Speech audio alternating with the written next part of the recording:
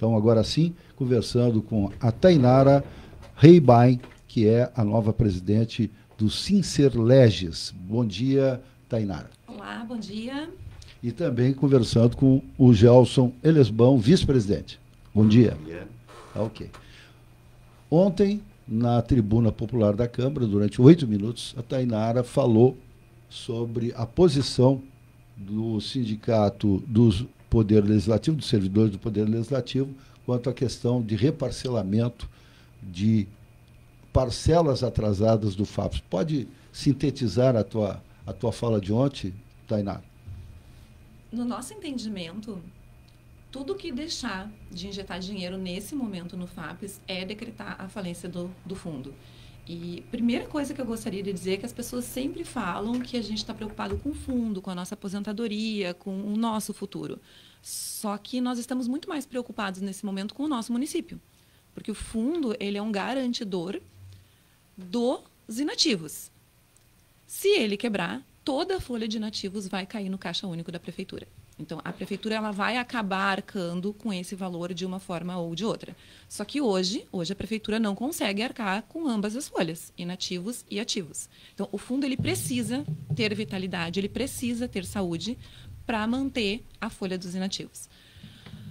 Toda a forma como ele é paga hoje foi acordada pelo Poder Executivo. O Poder Executivo, em vários momentos, sistematicamente ao longo dos anos, não pagou. Não pagou parcelas patronais, não pagou nem normal, nem suplementar, deixou de pagar por muitos meses, parcelou, reparcelou, parcelou mais uma vez. Então, foram vários parcelamentos ao longo da história e vários não pagamentos, que levaram ao déficit que a gente tem hoje, de mais de 1 bilhão. Então, é uma situação bastante séria, que tem que ser olhada com bastante seriedade. Existem vários municípios nessa situação no Brasil todo, e a gente precisa entender que FAPES é INSS, é a mesma coisa, é previdência. Então, assim como nós não podemos nos furtar na nossa vida privada, como pessoa física ou como empresa, não podemos nos furtar a pagar o INSS, a prefeitura jamais poderia ter deixado de pagar a folha do FAPES, ou as parcelas do FAPES, né? O que conduziu à dívida que tem hoje. Então, é uma parcela que ela precisa ser encarada com seriedade, ela precisa ser paga e diminuir o valor do parcelamento ou reparcelar não é a solução, nunca foi. Já se parcelou várias vezes ao longo da história, já se percebeu que isso não é uma solução. Bom dia, Tainara, bom dia, Gelson, parabéns para vocês dois. Olha, Tainara, duas coisas. Uma, eu não acho que as pessoas tenham que dizer ou questionar que vocês, servidores do Legislativo e do Executivo, estão preocupados com a aposentadoria de vocês, porque sim, é um direito que assiste a vocês, servidores. Tu disseste bem, o FAPES é o nosso INSS, e vocês têm sim que se preocupar com o futuro de vocês. Então, discordo muito que as pessoas pensem desta forma. Agora, quando eu cheguei de Porto Alegre, já faz 6 anos que eu cheguei, estou aqui em Cachoeira do Sul, uma das coisas que me assustou, eu cheguei numa outra emissora de rádio aqui em Cachoeira, quando eu tomei conhecimento que naquela época Cachoeira já tinha 10 parcelamentos, 10 refis do FAPES. Eu disse, não, mas como é que o município vive com 10 refis de FAPES que não foram pagos ao longo dos anos? Aí eu fico pensando, mas como é que permitiram? A questão é esta. Como é que permitiram que a patronal não recolhesse a sua parte? Na iniciativa privada, mas isso não dura um ano, a empresa está quebrada, o Ministério Público fecha as portas, a justiça vai que é um trem para cima da empresa, os sindicatos arrebentam com uma empresa se a patronal sonhar em não recolher a Previdência Social e os encargos sociais de uma empresa, e a Prefeitura de Cachoeira do Sul vem assim à vontade, tá tudo bem, todos bem em casa, manda um abraço para todo mundo, tá tudo certo. E a gente precisa entender que não é o prefeito em exercício. Existe uma pessoa jurídica, que é o Poder Executivo, que foi quem conduziu o FAPES a essa situação. Então, nesse momento, não cabe mais empurrar para frente.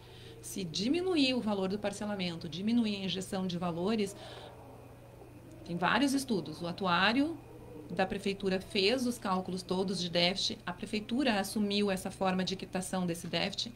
O atuário do CIPROM fala que nós precisamos enfrentar esse problema, precisamos começar o pagamento imediatamente.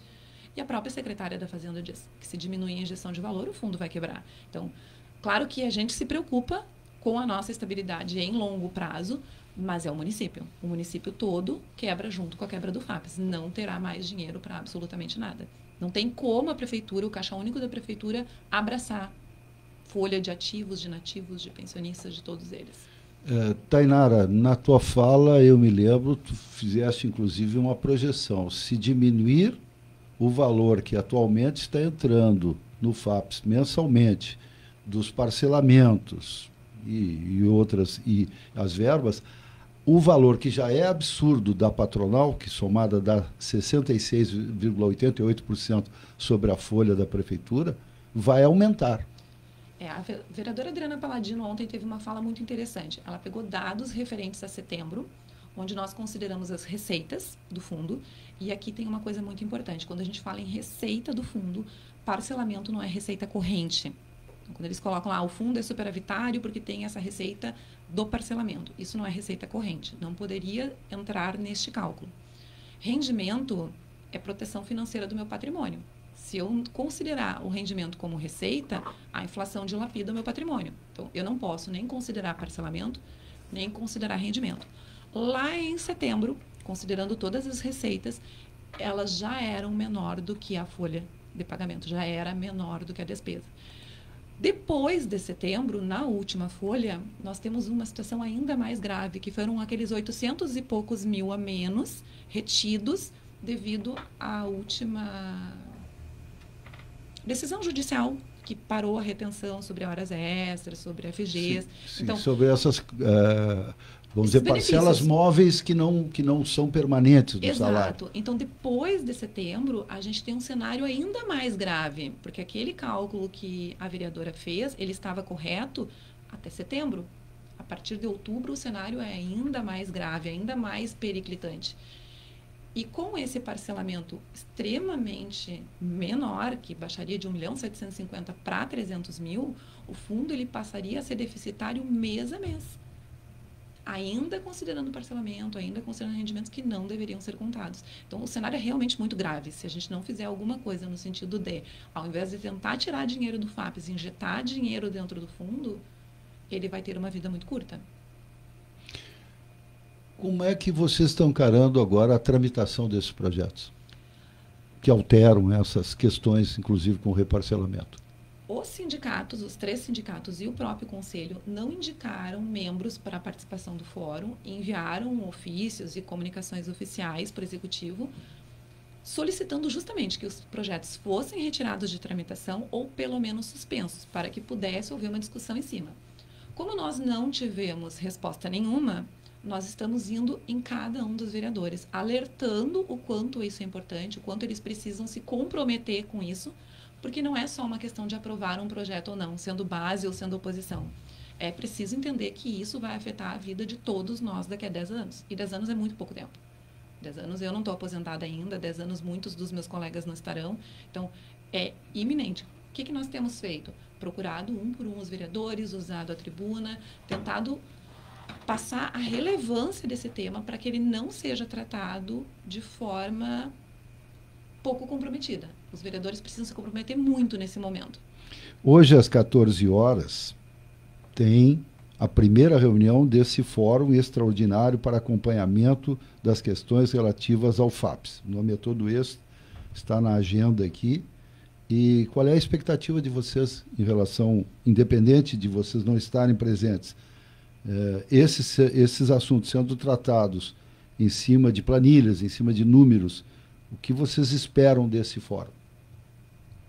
Todas as opiniões que estão lá parecem já estar formadas. Todos os membros desse fórum, eles são ou vinculados ao executivo ou da iniciativa privada com uma posição favorável às teses do executivo, seria isso? A ideia é essa. Nós não temos nenhum representante dos sindicatos ali dentro, não temos nenhum representante do conselho.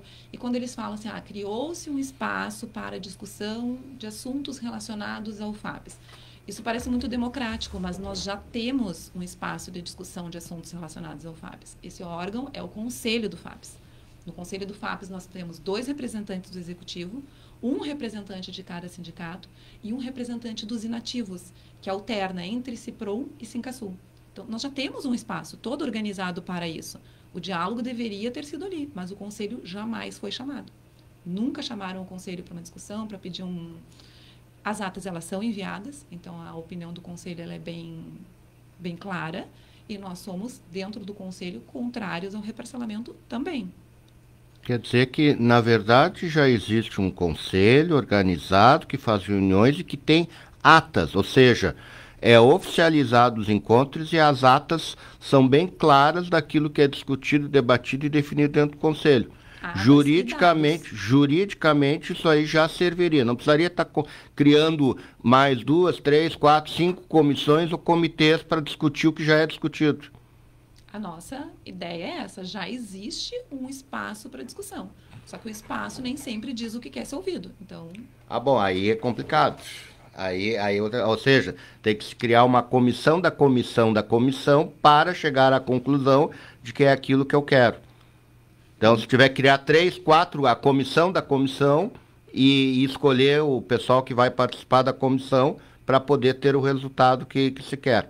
Bom, a questão de criar um fórum para debater está dentro do, vamos dizer assim, do processo democrático de qualquer pessoa poder intervir em qualquer assunto que seja de interesse público. Como bem colocou a Tainara aqui, esta questão do FAPES, ela atinge primeiramente a comunidade e diretamente aos servidores do Executivo do Legislativo. Então, há uma relação pública nisso. Mas, evidentemente, Tomás, na tua linha de raciocínio, se é para criar o fórum para reforçar a posição de um dos lados, aí o fórum perde a capacidade de análise e de pensar a respeito disso. Chama-se perda de tempo. Não digo que perda de tempo, não, mas já seriam cartas marcadas, né? Então, aí fica difícil o debate nesse processo desse jeito.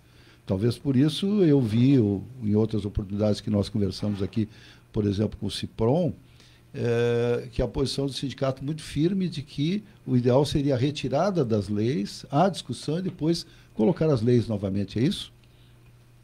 Toda vez que a gente coloca algo para discussão, parte do princípio que este algo está em construção. Só que o projeto ele não está em construção, ele está fechado, ele está pronto e em iminência de votação. Ele está tramitando na Câmara, então a qualquer momento ele pode ser votado. Como que a gente discute uma coisa que já está pronta, que já está fechada?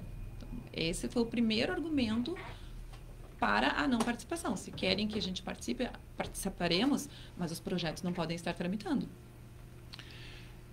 Quais são os passos daqui para frente? Nesse momento, cada um dos vereadores tem sido procurado, estamos alertando. A ideia é que, num primeiro momento, não passe o reparcelamento.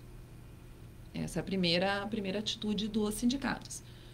E, com o tempo, fazer estudos para ver realmente como é que a gente pode melhorar a situação do FAPES. A gente entende que ela precisa ser melhorada, mas com base em estudos, com estudos técnicos, com cálculo atuarial, com cálculo de impacto financeiro. Cada medida que precisa ser tomada, ela tem que ser acompanhada de um cálculo de impacto financeiro. Então, nós temos o cálculo atuarial, que vem lá no fim de cada ano, né? Mas a gente também tem que ter cálculo das medidas que vão causar impacto. Vai realmente melhorar a situação do fundo? Tem alguma expectativa disso? Historicamente, dentro do Conselho, o representante do Sincerlege sempre foi contrário ao parcelamento. Por quê? Se dentro de um ano não entrar o montante de valor que está previsto, para o ano seguinte a amortizante aumenta. E aí o valor da suplementar aumenta. Então, se passar um reparcelamento, nesse primeiro momento o valor do parcelamento cai. Mas a suplementar a cada ano vai aumentar. Vai chegar uma situação em que ela está tão alta que não tem como pagar de novo. Mas aí não vai ter como reparcelar, porque é suplementar.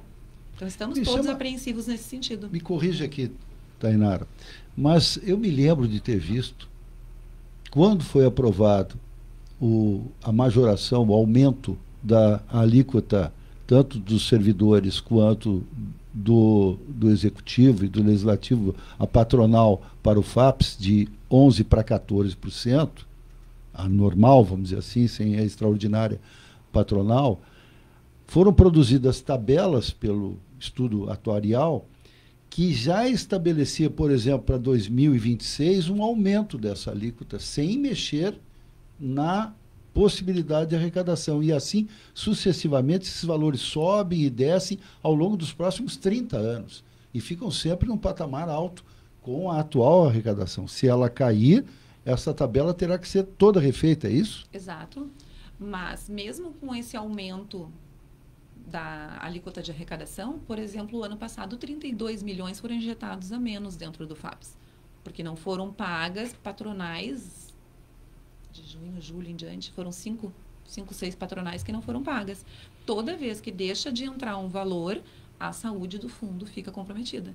E, historicamente, nós tivemos muitos meses em que as patronais não foram recolhidas.